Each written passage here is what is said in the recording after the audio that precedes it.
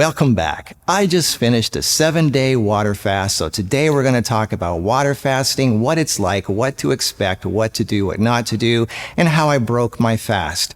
If you want to know the benefits of a water fast, check out the link below by Dr. Jadeep Jamnadas. He's a cardiologist. He did all kinds of scientific studies on this subject. It will blow your mind how miraculous a water fast really is.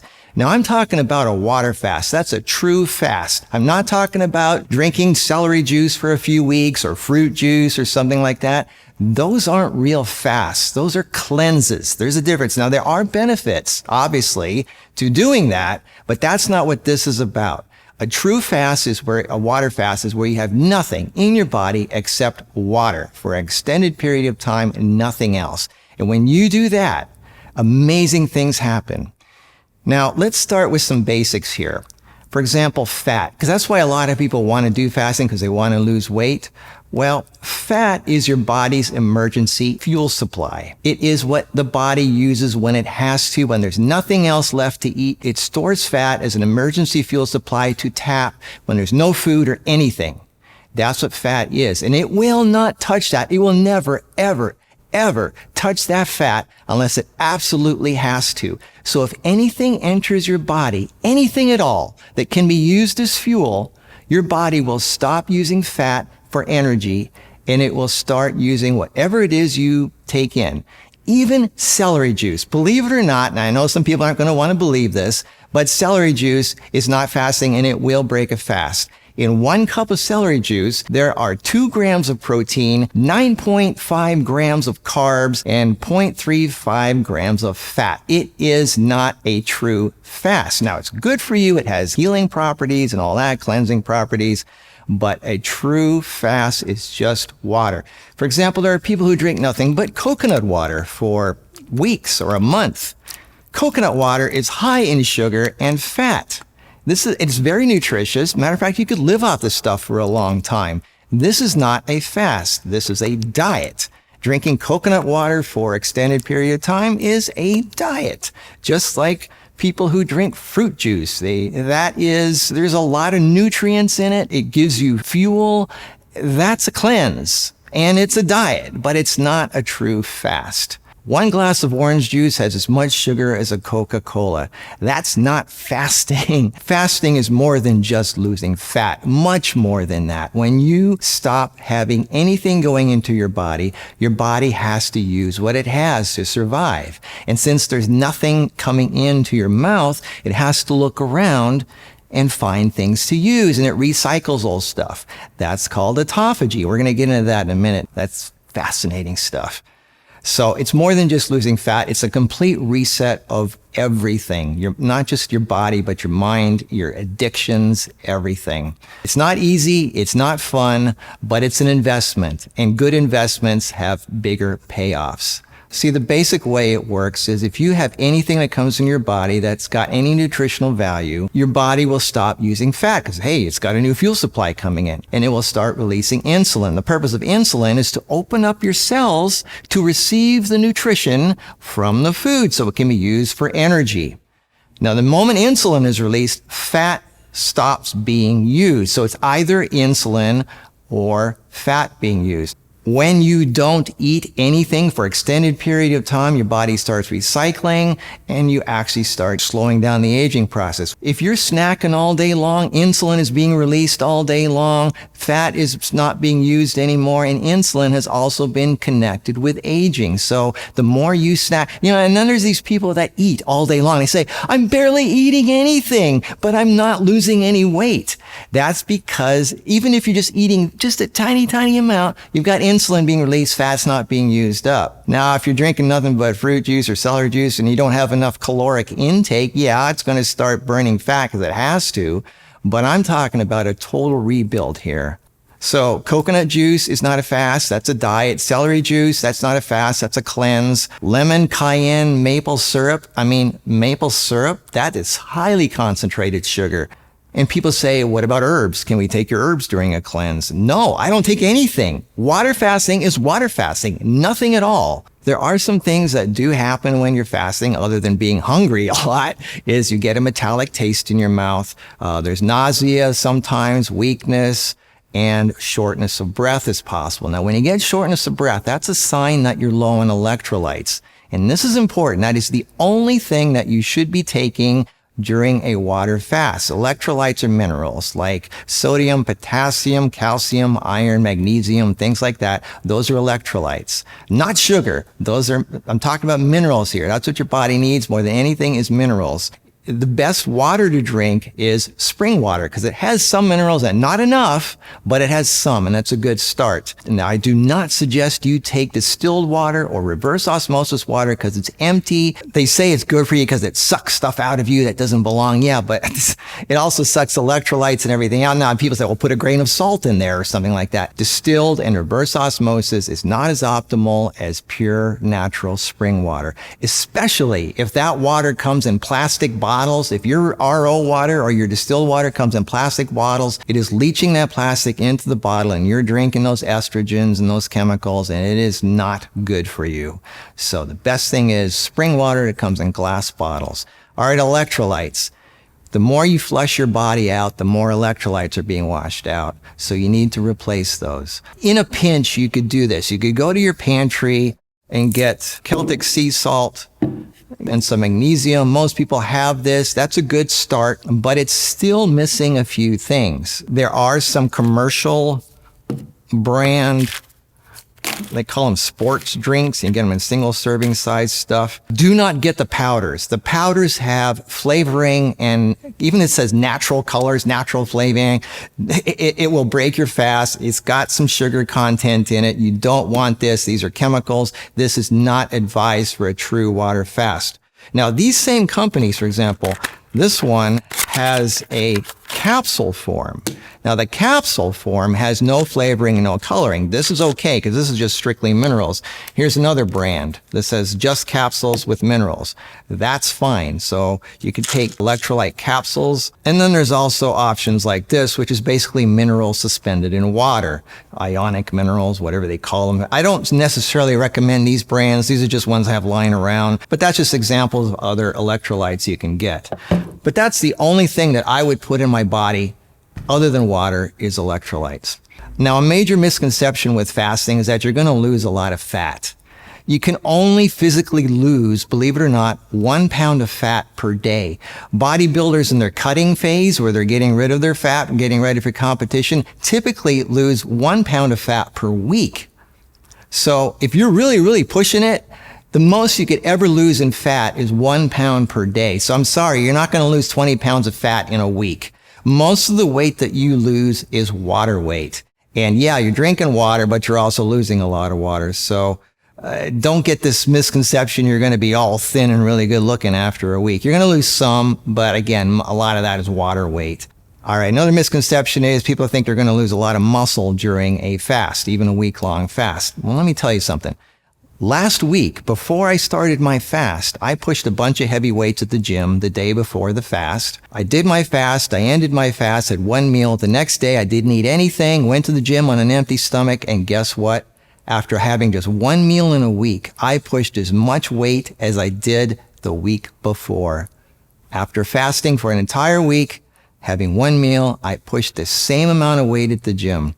So I had the same strength. My muscles did not waste away. As a matter of fact, bodybuilders found that when they fast 1 day a week, the day they come back, they're twice as strong as they were before because the body had a chance to rest.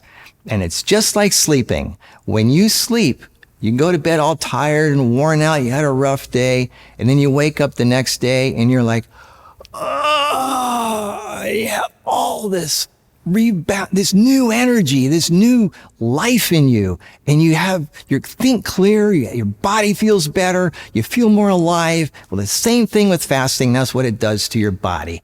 You got to give it a rest. That's what fasting is. And you wake up with more energy and you have more hormones. You notice how you have more hormones in the morning when you wake up?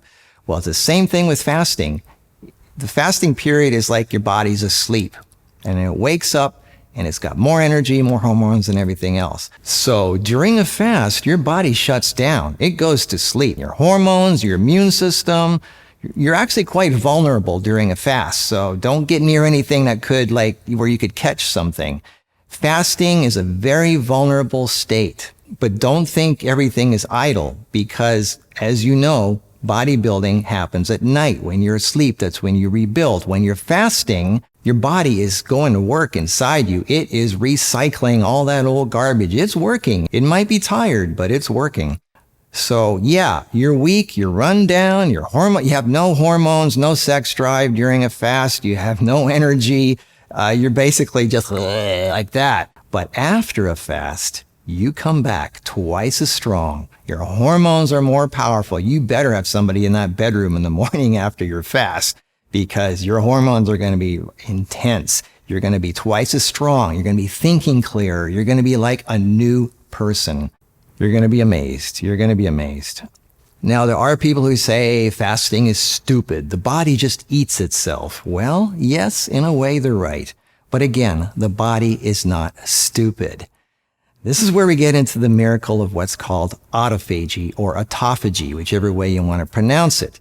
See, when the body has nothing to work with, no food, it's just like you being locked in home and you have nothing to eat. You go through your cupboards and you find this old box of crackers and then you find this old and you try to make do with what you have. Well, the body does the same thing. When there's nothing to work with, it goes through all the corners and cupboards and old cobwebs of your body and it starts taking out all this stuff. Well, maybe I can do something with this or do this. And it starts recycling things, old cells. You've got billions of cells. Cells have a lifespan. They start dying. And when they die, they're old and feeble. They're worthless. They don't do anything. Well, your body takes all those old things and cells and garbage you have in there and it starts breaking it apart because that's what fasting is. It starts breaking things apart.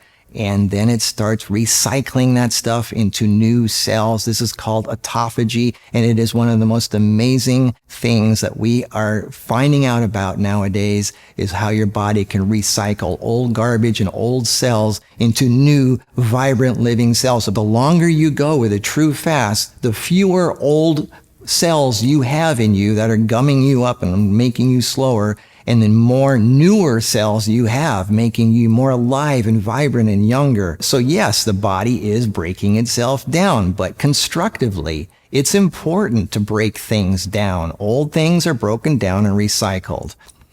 Okay, then there's the cheaters, the people that go, what? Can I just put something on my tongue, just a taste, so I can just get the taste of the food, something sweet, but I won't swallow it. I won't swallow it. I just want to taste it. Well, I'm sorry to say this, but your tongue has receptors on it, and those receptors send messages to the rest of your body. They did a test on rats where they put a sweet taste on the tongue of the rat, and the pancreas started releasing insulin, getting ready for something to come down. And then they cut the nerve that went from the tongue down to the pancreas, and they put something sweet on the tongue, and nothing happened. No insulin was released. So yes, I'm sorry. Even artificial sweeteners, anything that you put on your tongue is going to start a chain reaction through your body, and you're going to break the fast just by putting something on your tongue. I know that's the question a lot of people ask. Now you might say, well, what about these 0 calorie, 0 glycemic sweeteners? Like I have one myself. They do not release a lot of insulin, but they do trigger things in your body where it does break a fast. And that's what we're talking about here. So no, you cannot put things on your tongue to make it through the fast. Another amazing thing when you're fasting is how good your dreams are. I am amazed how wonderful my dreams are when I'm fasting. Normal life, you've got these stressful dreams. You're being chased. You just missed the airplane. Just weird, just stuff that you wake up kind of tired because you have all these stressful dreams. You're running and stuff like that. But when you're fasting, the dreams are so amazing and peaceful and feel good. You get these really good dreams when you're fasting. Speaking of sleep, you don't need as much of it. You see, normally 70% of your energy goes to digesting food. And if you're not digesting food, you got a lot of energy. Even if that energy is coming from fat that your body is sucking out of you for energy, you have a lot of energy that's not being used for digestion. And it is really hard to sleep past 4 a.m. when you're fasting. You got to get up at 4 a.m. I mean, you just cannot sleep past it. Now, it's really important when you're fasting that you go to bed early. The earlier, the better. Like I started going to bed at 8 p.m. or 9 p.m. at the latest. Every hour you go to bed earlier, the better and more powerful the healing effect is. So you got to go to bed early. That's important. Now, yeah, you're going to get really, really, really hungry during a fast. Wow. I mean, seriously hungry. That's one of the worst parts of the whole fast. I was looking at a bottle of paprika going, oh, that looks so good. That looks so good. I was imagining putting paprika on a slice of avocado, and that's what I'm going to have when and that is the thing about fasting is you really start appreciating the simple, healthy foods again. You don't want the addictive junk food. You're basically saying, okay, I promise when I get off of this fast, I am going to eat so good. And you just crave the healthy foods that nature intended you to eat. So when you come off the fast, all you want is the healthy, clean foods. You don't want the junk food anymore. Fasting helps break your food addictions. It's just amazing how you only want simple, good foods, and you don't need as much of it when you come off the fast because you're a lot more efficient. Just like the cars nowadays. They require half the fuel of the cars from 20 years ago, and they go twice as fast. The more efficient and clean a machine or a body is, the better it can run on less fuel. And when you're gummed up with all kinds of crap, your body can't really go very far without having to be refueled. So that's another benefit of fasting. So, as you're fasting, things happen. Like stuff starts coming out of you. You start getting this metallic taste on your tongue. That's kind of like a detox process. Things start coming out of you. Anything unclean instantly shows up on your tongue or your taste. And for example, and also after the fast, because you're so clean. After the fast, I tried this stuff. Matter of fact, this is another way to tell it. Open it up and smell it. If it smells like Kool-Aid, it is not natural. Don't touch it. I mean, I tried a tiny, tiny bit of this after the fast, and my tongue just felt horrible. My glands started swelling up. You are so sensitive to unnatural things after a fast. You really can gauge easily what's good for you and what isn't. It is so amazing. Another myth is fasting is not good for women and their hormones. That's not true. It is good for everyone. Again, watch the video by Jadeep Jamnadas, a doctor, cardiologist. He will explain all that for you. Now remember, during a fast, your hormones are gone. There's no sex drive, no hormones, nothing. There's no energy, there's no immune system. You're just shut down. And so if that's what you're talking about, but after the fast, your hormones come back twice as strong. You come back twice as strong. Your immune system is twice as strong. You're more powerful, more energetic and everything. No matter who you are, what you are, it helps.